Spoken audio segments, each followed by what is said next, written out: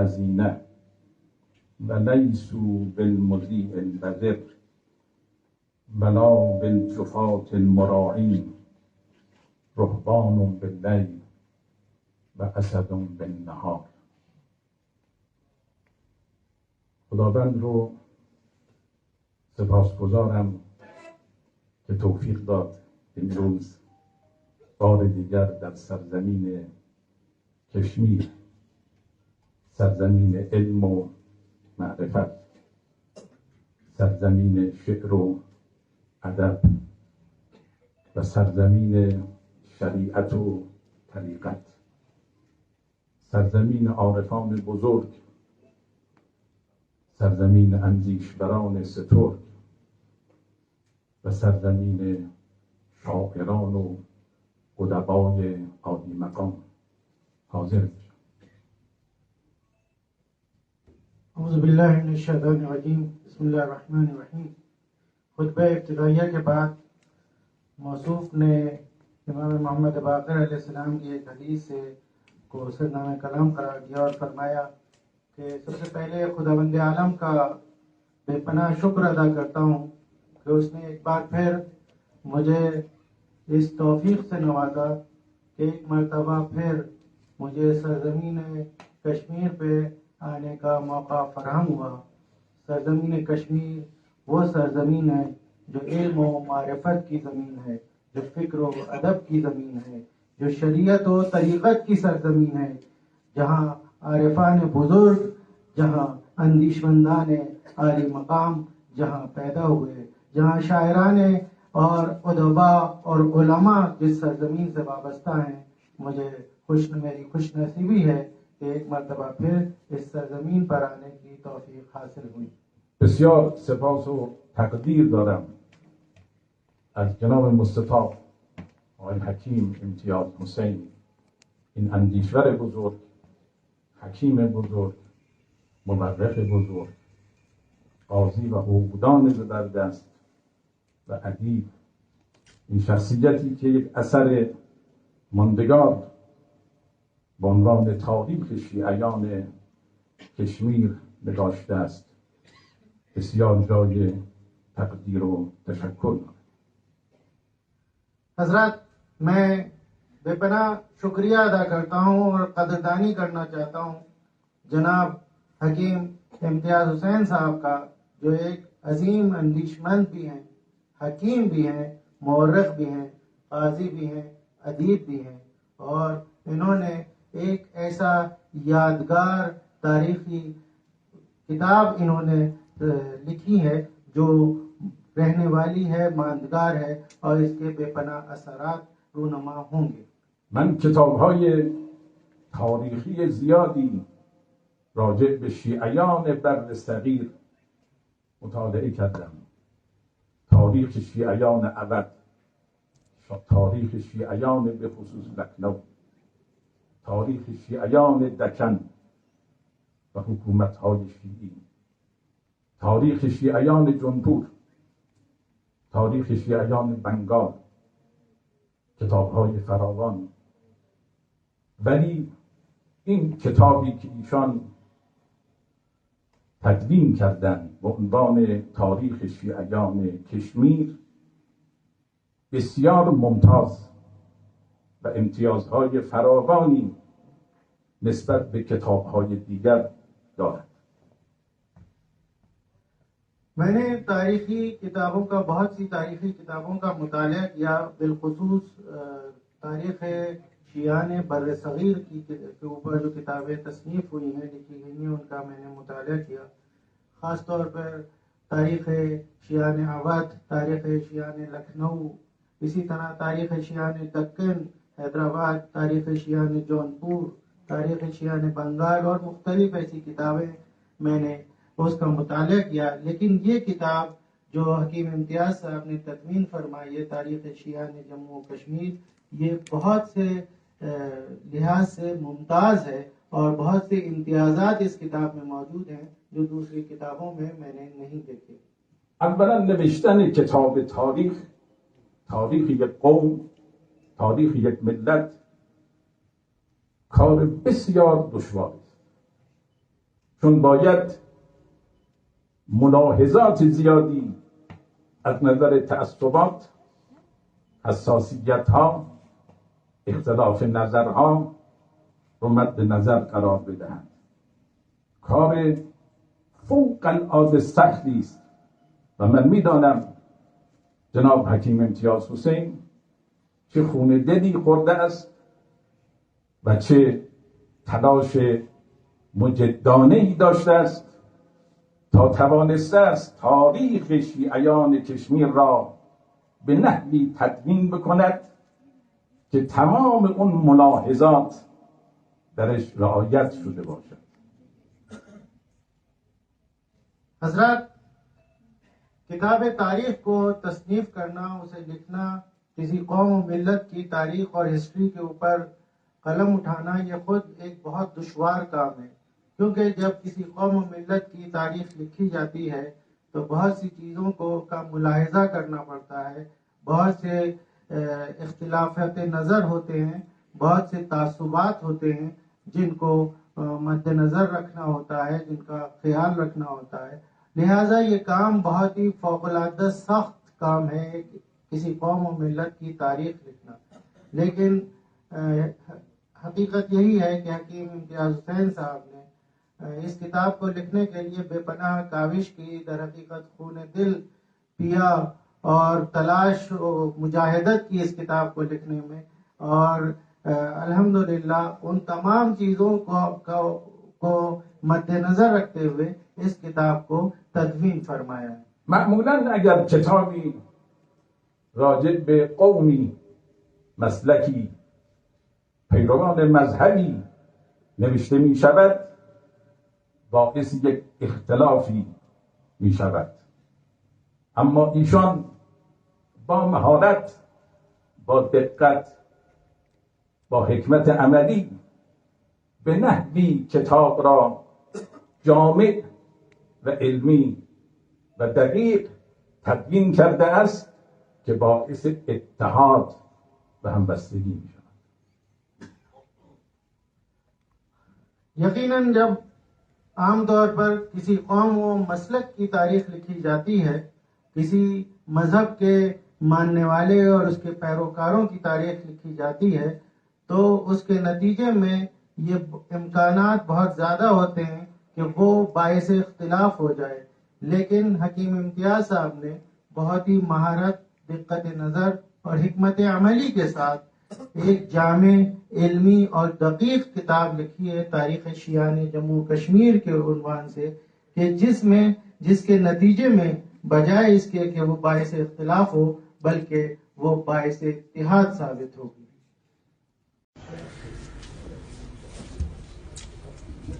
بسم اللہ الرحمن الرحیم.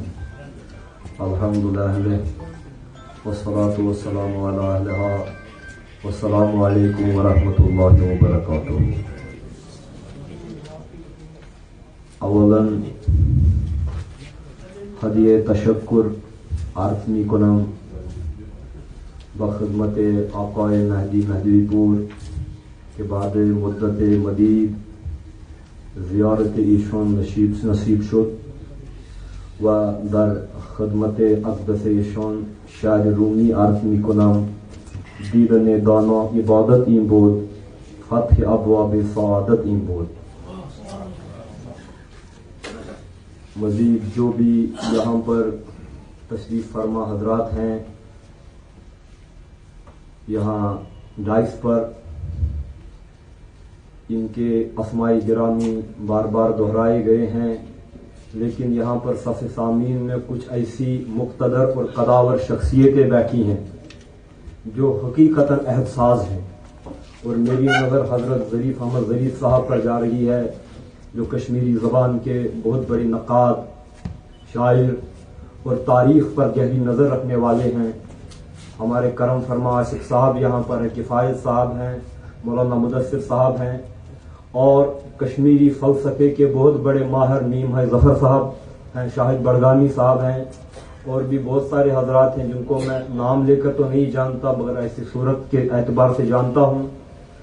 غرض وقت بہت کم ہے، لہذا आपको मैं ज्यादा जहमत भी नहीं दूंगा।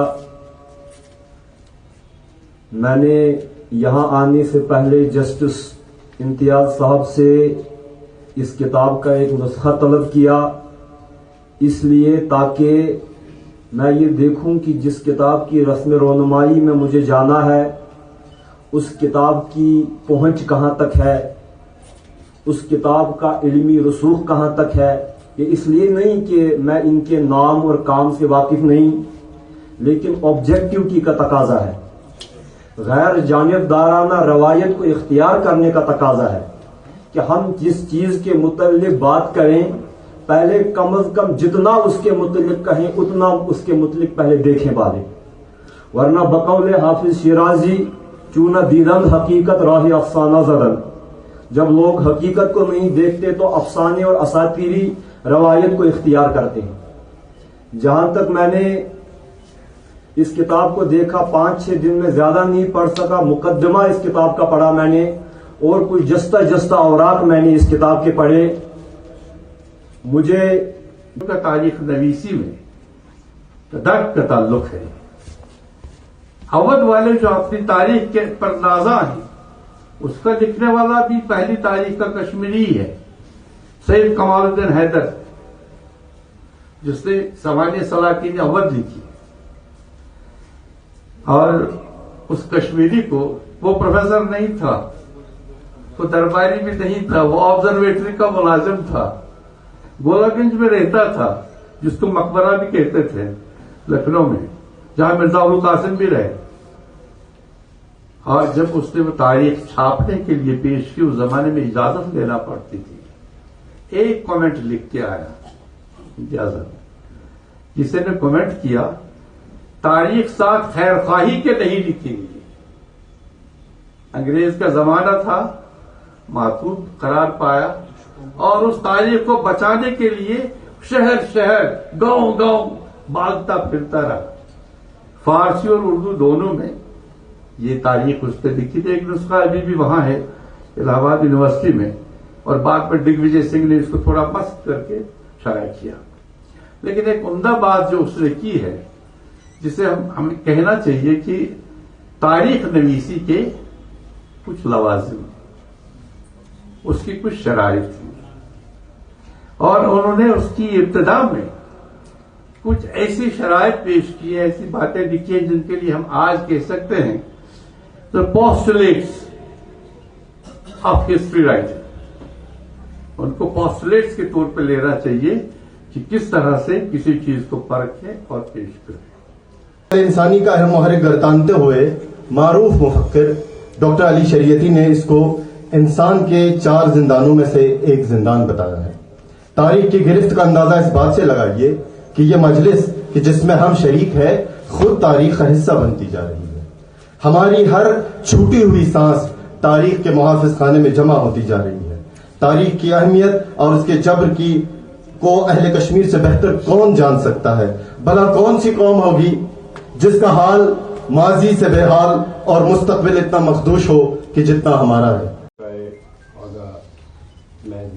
महजीपुर साहब किबला की खिदमत में बहुत ही अदब और एहतराम के साथ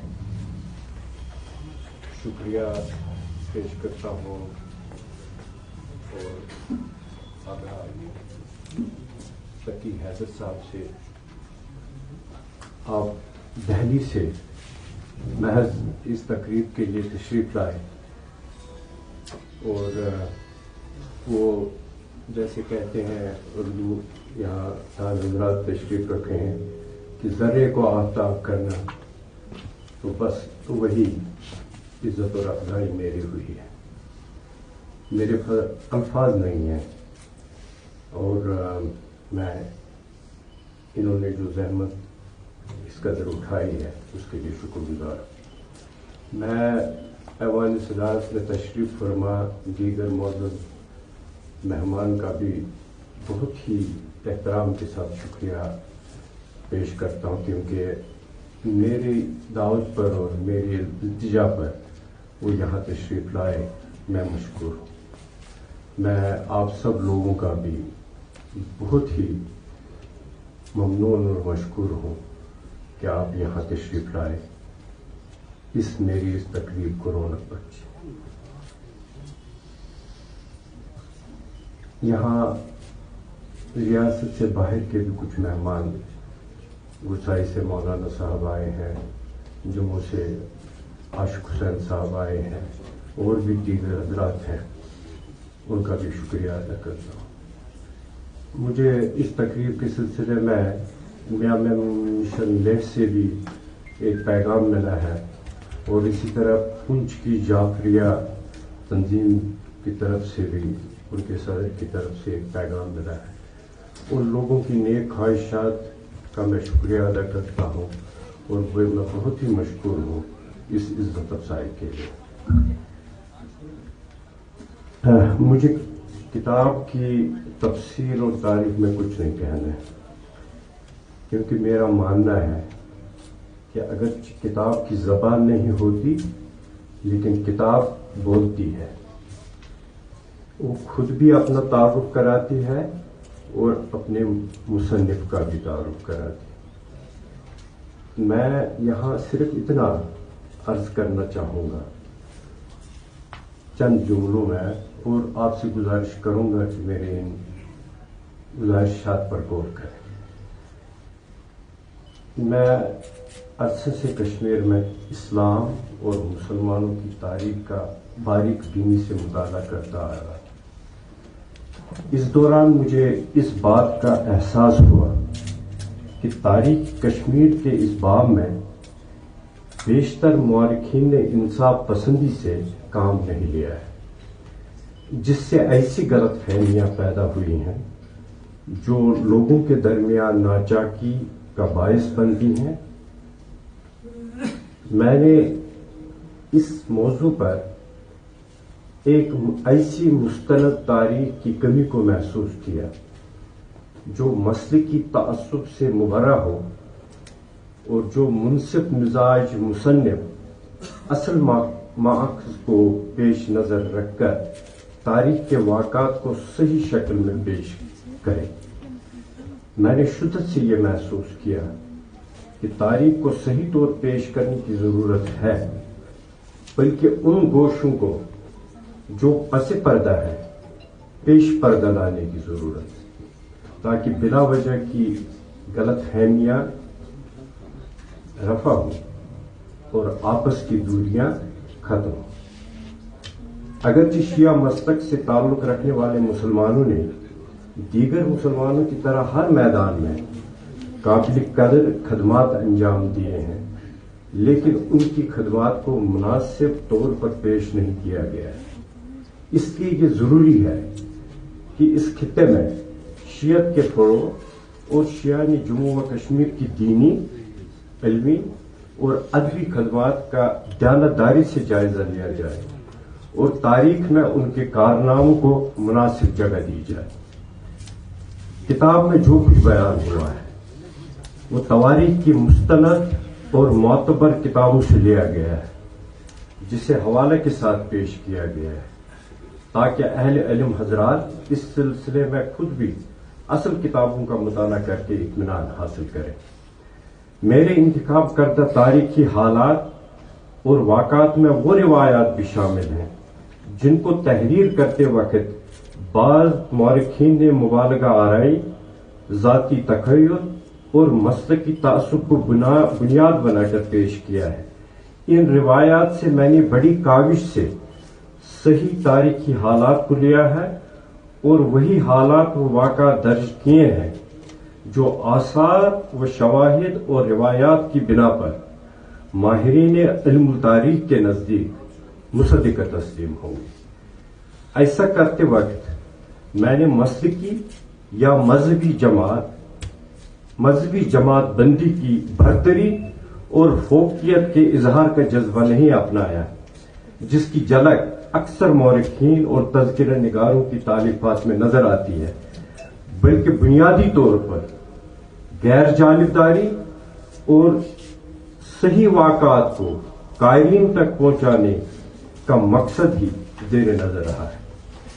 اس سارے کام کو 5 جلدوں میں پیش کیا جا رہا ہے، جس کی پہلی جلد آج منظر عام پر آ رہی ہے۔ کتاب کی دوسری اور تیسری جلد قریب قریب مکمل ہے اور دیگر جلدیں بھی انشاءاللہ جلد آپ کے پاس ہوں گی۔ میرا کام دراصل اردو میں تاریخ رقم کرنے کا ہے۔ اس کا ایبریجڈ فارم سال 2018 میں انگریزی میں 2 جلدوں میں شائع ہوا، کیونکہ اس وقت سکالروں کا ایسا مطالبہ تھا۔ محترم یوسف جمیل نے چند ایک اشارات کیے، میں ان کا بہت ہی شکر گزار ہوں۔ دراصل کوئی تاریخ مکمل نہیں ہوتی اور کوئی مصنف یا مورخ حتمی نہیں ہوتا ہے۔ تاریخ ایک مسلسل پروسیس ہے اور یہ انگریزی میں تاریخ لکھنے کا میرا مقصد بھی یہی تھا۔ میں نے اس تاریخ کی بہت ہی محدود کاپیاں اس وقت چھاپ کی تھی اور اسی وجہ سے وہ کتاب اس وقت کہیں دستیاب نہیں۔ میرا مقصد یہ تھا کہ میں اس کتاب کو تحریر کر کے عوام تک رکھوں اور جو بھی صاحب فکر اور صاحب علم شخص ہے وہ اسے تنقیدی نظر سے پڑھے اور اس پر اپنے خیالات دے، تاکہ میں ان غلطیوں کو جو اس کے تحریر اور تالیف میں ہوئی ہیں ان کو درست کروں، کیونکہ میں یہ چاہتا ہوں کہ جو بھی تاریخ لکھی جائے وہ تاریخ حکیم امتیاز حسین نے نہ لکھی ہو، بلکہ آئندہ نسلوں کو جو ہم تاریخ سپرد کریں گے وہ اس پوری نسل کی رائے پر مبنی ہو۔ اس وجہ سے اس کاپی کی اس کتاب کی محدود کاپیاں میں نے صاحب نظر لوگوں کی خدمات میں پیش کیے تاکہ ان کا فیڈ بیک حاصل کر کے اس کو مزید امپروو کر کے آپ کے سامنے۔ لیکن مجھے بہت ہی خوشی ہے اور مجھے فخر ہے کہ اس کتاب کی پذیرائی ہوئی، اور میں آپ سے یہ شیئر کروں کہ علامہ سید العلماء نکن صاحب کے فرزند جو خود ایک بہت بڑے عالم ہیں، علامہ علی محمد جو علی گڑھ میں ڈین تھیالوجی ہیں، انہوں نے مجھ سے اس کتاب کے بارے میں کافی پذیرائی کی، جس سے میں سمجھتا ہوں کہ کہیں میرا یہ کام آگے چل سکا ہے۔ میں اب یہ جو اردو ورشن ہے اس کی پہلی جلد آپ کے سامنے ہے جو آج رونمائی کے مرحلے سے گزر رہی۔ احمد فراز نے کہا تھا، شکوے ظلمت شب سے تو کہیں بہتر تھا اپنے حصے کی کوئی شمع جلاتے جاتے۔ میں نے اپنے حصے کی شمع جلانے کی کوشش کی ہے۔ ایک غیر جانبدار، مستند اور جامعہ تاریخ پیش کرنے کے اپنے مقصد میں کہاں تک کامیاب ہوا، اس کا فیصلہ اس کتاب کا مطالعہ کرنے والے حضرات، تنقیدی نظر رکھنے والے سکالر اور مورخین ہی کریں گے۔ میں آپ لوگوں کا ایک بار پھر شکریہ ادا کر کے آپ سے اجازت چاہوں گا۔ شکریہ۔ انہوں نے اس کو لکھا ہے، مجھے لگتا ہے کہ یہ پوری ملت کشمیر کی ایک تاریخی تراث ہے جو پہلے مورخین نے چاہے دانستہ یا نادانستہ طور پر بعض مشاہیر سے قطع نظر کر کے تاریخ لکھی ہے۔ حکیم صاحب نے اس خدا کو پورا کیا ہے اور نہ صرف شیعان کشمیر کے لیے یہ ایک تحفہ ہے بلکہ میرے خیال میں جمیع اسلامیان کشمیر کے لیے یہ ایک مستند اور مبسوط تاریخی دستاویز ہے۔ اچھا، یہاں پہ اہل تسنن اور تشیع کے جو سامعین تھے تو اس حوالے سے یہ پیش رفت ہوئی ہے، یہ واقعاً ایک شیعہ کتاب نہیں ہے بلکہ مسلمانوں کا ایک اساس ہے۔ اس بارے میں کیا کہنا چاہیں گے آپ؟ میں یہ کہوں گا کہ حکیم صاحب نے شیعہ مسلک سے ہوتے ہوئے بھی اس کو جس آبجیکٹیوٹی کے ساتھ اس کتاب کو لکھا ہے، and he has been subjectively objective upon this topic, تو اس اعتبار سے مجھے لگتا ہے کہ جو مختلف ادوار میں یہاں پر جو ہے تاراج کی تاریخیں ہیں، فتنہ و فساد کی تاریخیں ہیں، جو مختلف جو ہے کوارٹرز کے ایما پر کشمیر میں کرائی گئی، یہ کتاب پڑھ کر تاثر لگتا ہے کہ عوام کا اس میں کوئی رول نہیں ہے. جو رول ہے وہ خود غرض مفاد پرست پروفیشنل ملازم کا ہے اور ان طاقتوں کا ہے جو اپنے مفادات کے لیے مسلمانوں میں جو ہے انتشار پیدا کرنا چاہتے ہیں اور اسی اعتبار سے اپنی پاٹ کو جو ہے بوائلنگ رکھنا چاہتے ہیں. جی شکریہ. یہ تاریخ شانی کشمیر کی اور جسٹس حکیم امتیاز کے ایک نادر نمونہ جو ہمارے سامنے ہے، تو اس حوالے سے آپ کیا تاثرات بیان کریں؟ بسم اللہ الرحمن الرحیم صلی اللہ علیہ محمد دیکھیے جسٹس حکیم امتیاز صاحب کی کاوش جو ہے واقعا یہ ایک خصوصی احتیاط جو ہم سمجھتے ہیں تاریخی اعتبار سے ہمارے قوم کے درمیان ضرورت تھی. یہ ایک کمی پوری ہوئی ہے، لیکن یہ ایک باب کھلا ہے. ایک انہوں نے کتاب نہیں لکھی ہے. اگر اس سے پہلے اس اعتبار سے کتابیں لکھی جاتی تو ہم کہتے ہیں مثلا انہوں نے بھی ایک کنٹریبیوشن کیا، لیکن کنٹریبیوشن سے بڑھ کے یہ ایک نیا باب انہوں نے رقم کیا ہے اور وہ بھی تحقیقی پیمانے پہ. آپ دیکھیں اس سے پہلے بھی ہم دیکھتے ہیں بہت سارے عزیز نے کوشش کی ہے، لیکن وہ معیار ان میں نہیں ہے جن میں ہم کہیں گے ریفرنسز کا لحاظ رکھا گیا، ادب کا لحاظ رکھا گیا. وہ جو ضروریات مصنف حیثیت تاریخ دان ضرورت ہوتی ہے وہ انہوں نے اچھی طریقے سے یعنی ایک منظم طریقے سے پیش کیا ہے. اس اعتبار سے یہ لائق مبارکباد بھی ہے اور ہمارے لیے بھی ایک مسرت کا موقع ہے. اچھا، ہمیشہ جو ہے مورخ نے ایسا کیا کہ جب ایک شیعہ مورخ کتاب لکھتا ہے تو اس میں شیعہ اور رنگ و بو ہوتی ہے، یا سنی کوئی لکھتا ہے تو اس میں سنیت کی رنگ و بو ہوتی ہے، لیکن یہ نمونہ آپ اس حوالے سے کیا کہیں گے، کیا ہے؟ جزاک اللہ. وہی بات میں کہہ رہا تھا، یعنی جو ہم کہتے ہیں جو قواعد و ضوابط بحیث مصنف ہونے چاہیے وہ انہوں نے لحاظ رکھا ہے. دیکھیں میں سمجھتا ہوں جو پہلے لکھا گیا ہے اس میں شاید لکھنے والا پہلے سے ہی وہ عینک اٹھا کے مجھے اس اعتبار سے کتاب لکھنی ہے تو وہ پھر اسی ڈائریکشن میں جاتا ہے. لیکن یہاں پہ جو ہم دیکھتے ہیں اس سے پہلے بھی جو انہوں نے انگلش میں لکھا ہے اس میں ہم نے پایا کہ واقعا انہوں نے کوشش کی ہے کہ وہ عینک سائڈ میں رہے اور جسٹس اور انصاف کے تقاضے کو مد نظر رکھتے ہوئے حقائق کو سامنے رکھا جائے، چاہے جس میں اپنی مثلا ذاتی ان کو کہیں پہ لگا بھی ہو لیکن انہیں اس کو اثر انداز نہیں ہونے دیا. واقعا یہ ہم سمجھتے ہیں یہ ضرورت ہے جو آگے کے لیے ایک تحقیقی مواد فراہم کر سکتا ہے. شکریہ. روایتیں ہیں مختلف کوٹیشنز ہے کہ کچھ لوگ 12 ربیع الاول اور کچھ جو ہے 17 ربیع الاول کو میلاد مناتے ہیں. پھر امام خمینی نے یہ پہل کی کہ اس پورے ہفتے کو ہفتہ وحدت یونٹی ویک قرار دیا.